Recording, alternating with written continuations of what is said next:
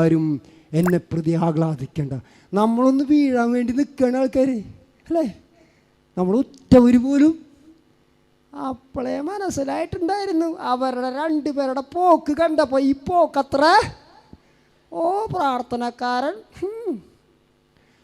എൻ്റെ ശത്രുക്കളെ, നിങ്ങൾ എന്നെ പ്രതി ആഹ്ലാദിക്കണ്ട. വീണാലും ഞാൻ എഴുന്നേൽക്കും, ഇരുട്ടിലിരുന്നാലും എൻ്റെ കർത്താവ് എൻ്റെ വെളിച്ചമായിരിക്കും. Hallelujah, hallelujah, hallelujah. അതുകൊണ്ടാ യാക്കോബ് 32, ദൈവത്തെ ഞാൻ മുഖത്തോട് മുഖം കണ്ടു, എന്നിട്ടും ഞാൻ ജീവനോട് ഇരിക്കുന്നല്ലോ എന്ന് പറഞ്ഞുകൊണ്ട് യാക്കോബ് ആ സ്ഥലത്തിന് പെനുവേൽ എന്ന് പേരിട്ടു. എന്താന്ന് പേരിട്ട്? പെനുവേൽ. ദൈവത്തെ മുഖാഭിമുഖം കണ്ട രാത്രി. ആ വാക്കിന്റെ അർത്ഥം അതാ, ദൈവത്തിന്റെ മുഖമെന്ന. എൻ്റെ പ്രിയ മാതാപിതാക്കളെ, പ്രിയ സഹോദരിമാരെ, യുവതി യുവാക്കളെ, കുഞ്ഞുമക്കളെ, ഇന്ന് നീ ദൈവത്തിന്റെ മുഖം കണ്ട, ഇന്ന് തന്നെ നിനക്കായി ഒരു സൂര്യൻ ഉദിച്ചിരിക്കും. കരമടിച്ചു ദൈവത്തെ മഹത്വപ്പെടുത്തി. Hallelujah, hallelujah, hallelujah. വചനമാ പറയുന്നത്, ഞാൻ പറയുന്നതല്ല കേട്ടോ. അടുത്ത വചനം ശ്രദ്ധിക്കണം. അവൻ പെനുവേൽ കടന്നപ്പോഴേക്കും സൂര്യൻ ഉദിച്ചു. കരമടിച്ച് കണ്ടോ, അവൻ പെനുവേൽ കടന്നപ്പോൾ. ദൈവാരാധന കഴിഞ്ഞ് രാത്രി മൽപ്പിടുത്തം നടത്തി ഇപ്പോൾ ഈ ആലയത്തിൽ വന്ന് നിങ്ങളെ ഞാനിപ്പോൾ ഇവിടെ വന്നപ്പോൾ കണ്ടു, എത്ര ദൂര സ്ഥലത്ത് നിന്ന് വാഹനം പിടിച്ച ആൾക്കാർ വന്നിരിക്കുന്നത്. ഇതൊന്നും വൃഥാവിലാവില്ല കേട്ടോ, ഇതൊന്നും വൃഥാവിലാവില്ല. ചിലർ സ്വന്തം കാശെടുത്ത്, എന്നെ അറിയുന്ന ഒരു ചേച്ചിയുണ്ട്, ഒരു ഫ്ലോറി ചേച്ചി പറയാം, മോനെ ഞാൻ 20 പേരെ കൊണ്ടുപോകും ഏൽ റുഹായിലേക്ക്. ഞാൻ അത് ചിലപ്പോൾ അവർ ബസ് കാശ് അവർക്ക് പൈസയൊന്നും ഉണ്ടാകില്ല, ഞാനൊരു ട്രാവലർ വിളിക്കും, ഞാൻ തന്നെ കൊണ്ടു. കാരണം എന്താ വെച്ചാൽ ഈ 100 വണ്ടി കയറി ഇറങ്ങി വരാൻ അവർക്ക് പാടാം. ഇപ്പം ഞാൻ ഇങ്ങോട്ട് പോരുമ്പോഴും പറയാം, ഞാൻ ഈ ഏൽ റുഹായി അതുമാതിരി തീക്ഷ്ണതയുള്ള ആത്മാക്കൾ, അതുമാതിരി തീക്ഷ്ണതയുള്ളവരെ ഇവിടെ ഇരിക്കുന്നത്. സ്നേഹമുള്ളവരെ, ഈ പെനുവേൽ കഴിഞ്ഞ് പുറത്തിറങ്ങുമ്പോൾ, ഈ മുഖാഭിമുഖം കണ്ട് സംസാരിച്ച് ഞാനും നിങ്ങളും പുറത്തിറങ്ങുമ്പോൾ നമുക്ക് വേണ്ടി ഒരു സൂര്യൻ ഉദിക്കും. ഹല്ലേലൂയ. അടുത്തിരിക്കുന്ന ആളുടെ പുറത്ത് തട്ടി പറഞ്ഞ് ഒരു സൂര്യൻ ഉദിക്കുമെന്ന് പറഞ്ഞേ.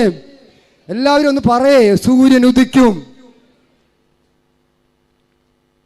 സൂര്യൻ ഉദിക്കോ? സൂര്യൻ ഉദിക്കും. അവൻ്റെ ചിറകുകളിൽ സൗഖ്യമുണ്ട്, അല്ലേ? എന്നാൽ എൻ്റെ നാമത്തെ ഭയപ്പെടുന്ന നിങ്ങൾക്ക് വേണ്ടി നീതി സൂര്യൻ ഉദിക്കും. അതിൻ്റെ ചിറകുകളിൽ സൗഖ്യമുണ്ട്. തൊഴുത്തിൽ നിന്ന് വരുന്ന പശുക്കുട്ടി എന്ന പോലെ നിങ്ങൾ തുള്ളിച്ചാടും. Hallelujah, hallelujah. തുള്ളിച്ചാടും. പശുക്കുട്ടികൾ കണ്ടിട്ടില്ലേ? പ്രസവം കഴിഞ്ഞിരുന്ന തുള്ളിച്ചാടി നടക്കുന്ന പോലെ. എൻ്റെ പ്രിയ സഹോദരങ്ങളെ, നമ്മുടെ സൂര്യൻ ഉദിച്ചു കഴിഞ്ഞാലുണ്ടല്ലോ പിന്നെ അന്ധകാരത്തിൽ നിന്ന് അവിടെ. അതുകൊണ്ട് നിങ്ങൾ മനസ്സിലാക്കണം, ഈ പ്രാർത്ഥിക്കുന്ന നിങ്ങൾക്കൊരു ബോധ്യം ഉണ്ടായിരിക്കണം. എപ്പോഴും ഇങ്ങനെ വന്നിട്ട് പിശാചാന്ന്, തകിടാണ്, ആനയാണ്, കുതിരയാണ്, ഇതൊന്നും പറയണ്ട കേട്ടോ. സൂര്യൻ ഉദിച്ചു കഴിഞ്ഞാൽ അതാ യാക്കോബ് 23 സംഖ്യ 23 യാക്കോബിന് ആഭിചാരം ഏൽക്കുകയില്ല. നമ്മളൊരു ആ ഒരു വിശ്വാസം നമുക്കുണ്ടായിരിക്കണം.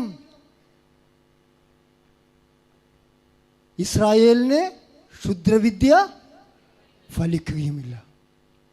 നിനക്കെതിരെ വരുന്ന ശത്രുക്കളെ ഈ ലോകത്തെ തന്നെയും അങ്കുലിച്ചലനം കൊണ്ട് തറപറ്റിക്കാൻ കഴിയുന്ന സർവശക്തനായ കർത്താവിലാണ് നമ്മുടെ പ്രത്യാശ, അല്ലേ? ആണോ? പിന്നെന്തിനാ നമ്മൾ പതറുന്നത്? പിന്നെന്തിനാ നമ്മൾ അസ്വസ്ഥപ്പെടുന്നത്? ഒരു സഹനം വരുമ്പോൾ നമ്മൾ എന്തിനാ അവിടേക്ക് ഇവിടേക്ക് ഓടുന്നത്? എവിടേക്കും പോകണ്ട, ഒരിടത്തേക്ക് മാത്രം ഓടിയാൽ മതി. അത് കർത്താവിൻ്റെ അടുത്തേക്ക് ഓടണം. അതോടാത്തത് കൊണ്ടാ ഞാൻ അനുഭവിച്ച കഷ്ടപ്പാടുകൾ നിങ്ങളുടെ മുമ്പിൽ പറഞ്ഞത്. എന്നാൽ ഞാൻ എൻ്റെ ദൈവത്തെ തിരിച്ചറിഞ്ഞു. ഞാൻ ജീവിതത്തിൽ സാധിക്കുന്ന സമയം കർത്താവിന് വേണ്ടി ശുശ്രൂഷ ചെയ്യാമെന്ന് പറഞ്ഞു. ഞാനിപ്പോഴും ജോലിക്കും ചെയ്യുന്നുണ്ട് കേട്ടോ, എൻ്റെ കുടുംബം കഴിയാൻ വേണ്ടിയിട്ട്. ഞാൻ ഇന്നലെ 11 മണിക്ക് ഏറ്റുമാനൂരിലുള്ള അതിരമ്പുഴ ധ്യാന കേന്ദ്രത്തിൽ ശുശ്രൂഷയുമായി ഇരിക്കുക. ഫൊറാന പള്ളിയാണ് അതിരമ്പുഴ പള്ളി. അപ്പോൾ ശുശ്രൂഷയിരിക്കുക. അപ്പോൾ ശുശ്രൂഷയ്ക്ക് ഇങ്ങനെ ഇരിക്കുമ്പോൾ പെട്ടെന്ന് ഷാജി തുമ്പേച്ചിറയിലച്ഛൻ കടന്നു വന്ന്. അപ്പോൾ അവിടെ ഇങ്ങനെ ജനം നിറഞ്ഞിരിക്കുകയാണ് വെള്ളിയാഴ്ച ശുശ്രൂഷ. അപ്പോൾ ഞാൻ അത് കഴിഞ്ഞ് കോട്ടയത്തെ ജ്ഞാനായി പള്ളിയിൽ ജാഗരണമുണ്ട്. അപ്പോൾ അച്ഛൻ വന്നിട്ട് അത്രയും ജനത്തിൻ്റെ നടുവിൽ നിന്ന് എന്നെ എണീപ്പിച്ച് നിർത്തിയിട്ട് പറയാണ് തൃശ്ശൂരിൽ നിന്ന് വരുന്ന ശുശ്രൂഷകനാണ്, അങ്ങനെയാണ് ഇങ്ങനെ കുറേ കാര്യങ്ങളൊക്കെ പറഞ്ഞു. എൻ്റെ സഹോദരങ്ങളെ, ഇതിലും വലിയ അംഗീകാരം നമുക്ക് കിട്ടാനുണ്ടോ? അവിടുത്തെ അച്ഛന്മാരെയൊക്കെ പരിചയപ്പെടുത്തി. ഒരു ദിവസം ഞാൻ പാലാ ഭരണങ്ങാനത്ത് ഇങ്ങനെ ശുശ്രൂഷയുമായി പങ്കെടുക്കുമ്പോൾ ബോസ്കോ പിതാവ് അവിടെ കുർബാന ചൊല്ലിക്കൊണ്ടിരിക്കുക. ബോസ്കോ പിതാവ് പറയാ, ഞാൻ പഠിപ്പിച്ച സ്റ്റുഡൻ്റ് ആകുവൻ. Hallelujah, hallelujah. ചിലവരെ പറഞ്ഞു വന്നത്, നമ്മെ മാനിക്കുന്നൊരു ദൈവമുണ്ട്, നമ്മെ കെട്ടിപ്പിടിക്കുന്നൊരു ദൈവമുണ്ട്. നമുക്ക് വേണ്ടി സൂര്യൻ ഉദിക്കും, അതിൻ്റെ ചിറകളിൽ എന്തുണ്ട്? സൗഖ്യമുണ്ട്. തൊഴുത്തിൽ നിന്ന് വരുന്ന പശുക്കുട്ടിയെ പോലെ തുള്ളിച്ചാടുന്ന അനുഭവം നമുക്കുണ്ടാകും. ഹല്ലേലൂയ. അതുകൊണ്ടാണ് യേശയ്യായുടെ പുസ്തകം 60:20, നിന്റെ സൂര്യൻ അസ്തമിക്കുകയോ നിന്റെ ചന്ദ്രൻ മറയുകയുമില്ല. കർത്താവ് നിന്റെ നിത്യപ്രകാശമായിരിക്കും. നിന്റെ വിലാപദിനങ്ങൾ നിന്റെ വിലാപദിനങ്ങൾ അവസാനിക്കും. ഇങ്ങനെ കരഞ്ഞു നടന്നിട്ട് വല്ല കാര്യമുണ്ടോ? കരഞ്ഞു നടന്നിട്ട് പോലെ ഈ മുംബൈ എന്നൊക്കെ പറയില്ലേ. അപ്പോൾ മുംബൈയിലൊരു നാനേഘട്ട് വെള്ളച്ചാട്ടമുണ്ട്. മുംബൈയിലെ നാനേഘട്ട് വെള്ളച്ചാട്ടത്തിൻ്റെ പ്രത്യേകത നിങ്ങൾക്കറിയോ? എന്താണ് അതിൻ്റെ പ്രത്യേകത?